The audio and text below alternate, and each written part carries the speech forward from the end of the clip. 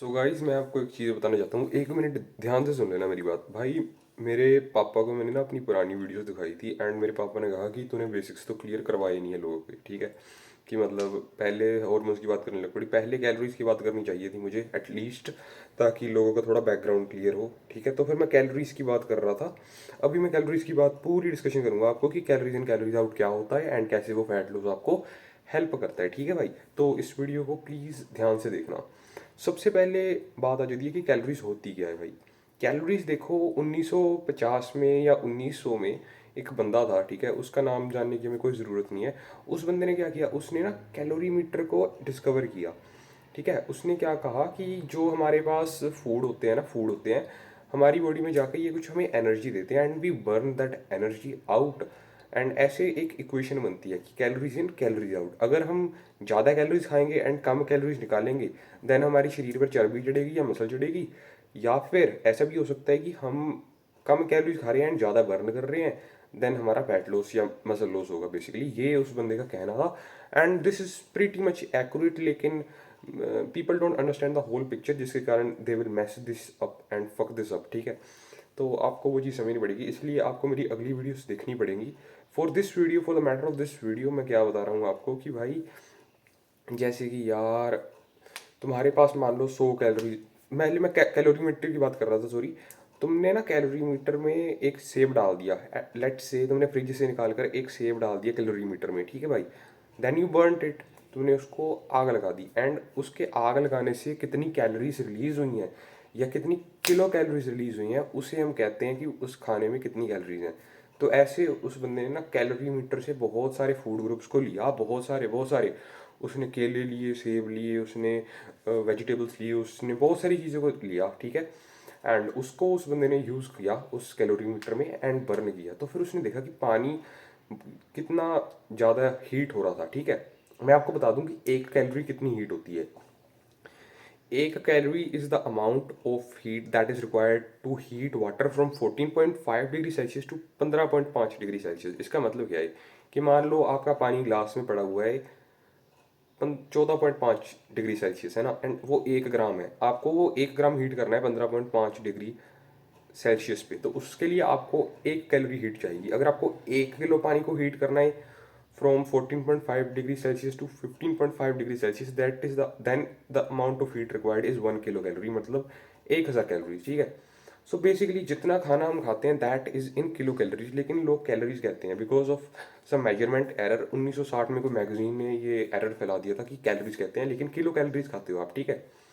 Like आप कहते हो ना कि मैं 2000 कैलोरीज खाता हूँ, that is actually 2 kilo calories. ये this is equivalent to starving, ठीक है। तो समझ रहे हो क्या कह रहा हूँ मैं। You are eating 2000 calories a day let suppose, and आप 1800 बर्न कर रहे हो, ठीक है। Then you would store 200 calories. लेकिन ये तो थी साइंटिफिक बातें, ठीक है।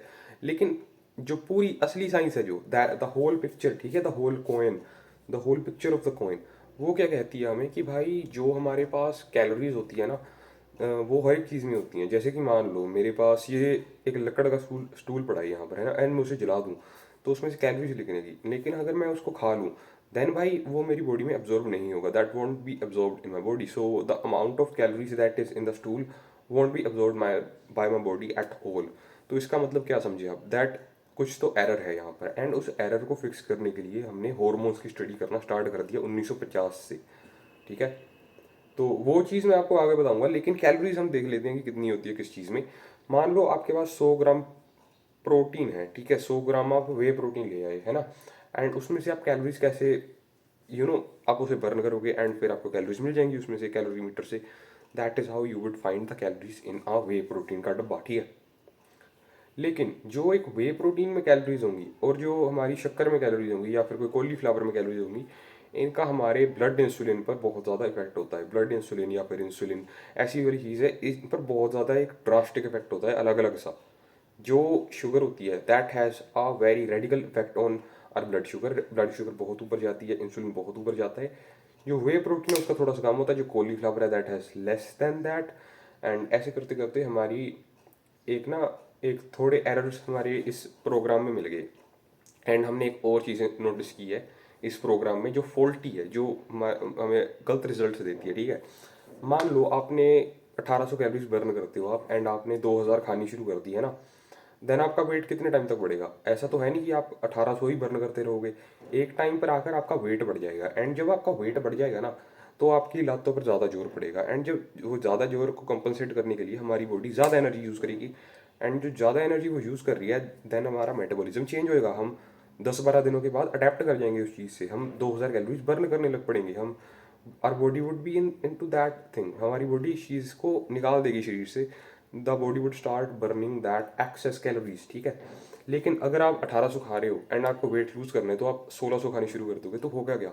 आपकी बॉडी कुछ दिनों के बाद उस चीज़ से अडेप्ट कर जाएगी, आपकी बॉडी फिर बर्न नहीं करेगी उतनी कैलोरीज, आपकी बॉडी कैलोरीज से it would adjust to the amount of calories that you are eating and फिर हमारी बॉडी वो कैलोरीज को it would just adjust and इसे कहते हैं हम अडेप्टिव थर्मोजेनेसिस। हमारी बॉडी हर एक चीज़ से अडेप्ट कर रही है। जैसे अब जब छोटे बच्चे थे then you can't read even a single word, लेकिन आज आप सेंटेंसेस पढ़ रहे हो, पैराग्राफ्स पढ़ रहे हो, you are reading the whole books, तो वो कैसे हो पा रहा है? That is because of our bodies adaptive ability.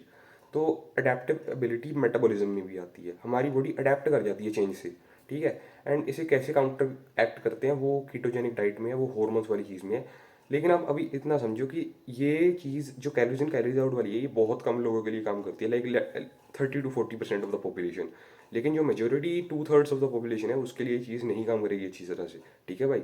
This is the reason why majority of the people are fat. Like आप दो लोगों को लो, ठीक है। एक बंदा ऐसा है जिसकी फैमिली में डायबिटीज़, बहुत सारी बीमारियां हो रखी हैं, ठीक है, वटावर वटावर, एंड कोई एक बंदा ऐसा लो जिसकी फैमिली में सारे हेल्दी हैं, सारे एथलीट्स हैं, सारे मैराथन्स भागते हैं, ऐसे बंदे को लो एंड उन दोनों को सेम डाइट पर रख दो बचपन से, एंड मैं आपको गारंटी दे सकता हूँ जो बंदा उस सेम डाइट पर रहेगा, जो बंदा मैराथन वाला है, जो बंदा मैराथन की फैमिली से बिलोंग करता है, मैराथनर्स की, वो बंदा फैट नहीं होगा। एंड जो बंदा दूसरा होगा, अगर वो सेम डाइट खा रहा है तो वो बंदा फैट हो सकता है, he has a greater chance, he likely would be fat अगर वो चीज़ खाएगा। एंड लोग इसे सिर्फ कैलोरीज इन कैलोरीज आउट कह देते हैं, हमारा फॉल्ट कह देते हैं। It is not just like our fault. ये चीज़ पता कैसी होती है, मैं आपको एक एग्जाम्पल से सिखा सकता हूँ। Let us see your hairline, ठीक है। अगर आपकी हेयर लाइन झड़ेगी, देन आप ऐसा दूसरे बंदे को कहोगे, अगर दूसरे बंदे की हेयर लाइन झड़ रही है तो आप दूसरे बंदे को ऐसा कहोगे कि भाई तेरी हेयर लाइन इसीलिए झड़ रही है क्योंकि भाई तुझ में कोई कमी है? नहीं, ऐसा तो नहीं कहोगे ना। आप ऐसा कहोगे कि योर जेनेटिक्स में भी किसी की हाइट कम है तो उसे कहोगे ना कि तुम्हारी जेनेटिक्स है। तो भाई कोई मोटा है उसको उसका फॉल्ट निकालते हैं, but that is not truth. Like कुछ हो सकता है कि क्या पता उस बंदे ने अपनी केयर ना की हो, जंक फूड ज़्यादा खा लिया हो, तो फिर वो इंसुलिन रेजिस्टेंट बन गया।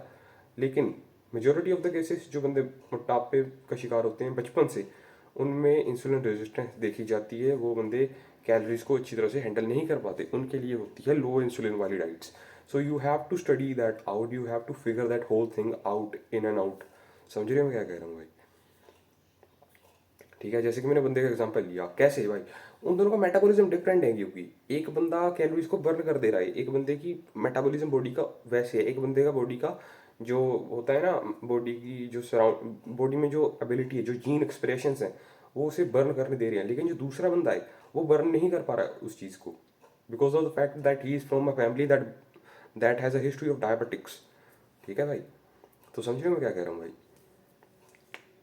तो अगर आप मोटे हो then there is a high chance, like मैं कह सकता हूँ कि 30-40% आपकी जेनेटिक्स का रोल है एंड 60-70% आपका रोल है। ठीक है, आपका भी कुछ रोल होगा, बिकॉज आजकल सारे ही मोटे हो रहे हैं एंड पहले ज़माने में से नहीं था। तो आपका भी कुछ रोल है एंड आपकी फैमिली का भी मे भी कुछ रोल हो, ठीक है। तो I hope that you are understanding what I am trying to say, ठीक है।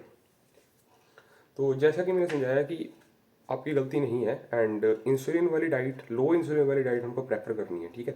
लो इंसुलिन वाली डाइट क्या होती है, इंसुलिन के बारे में मेरी दूसरी वीडियो देख लो, जाकर चेकआउट कर लो, वो मैंने डाल रखी है एंड उससे आपके सारे कंसेप्ट क्लियर हो जाएंगे। बेसिकली इंसुलिन होता क्या है?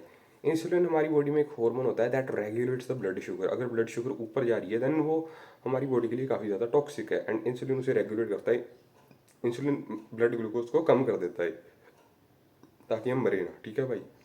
That is the role of insulin. So yeah I think I have explain more than enough on this topic. तो कैलोरीज इन कैलोरीज आउट आप समझ ही गए होंगे, इसमें काफ़ी सारे लूप होल्स हैं एंड उसे फिक्स करने के लिए आपको मेरी दूसरी वीडियोस देखनी पड़ेंगी। सो या that is basically it for this video.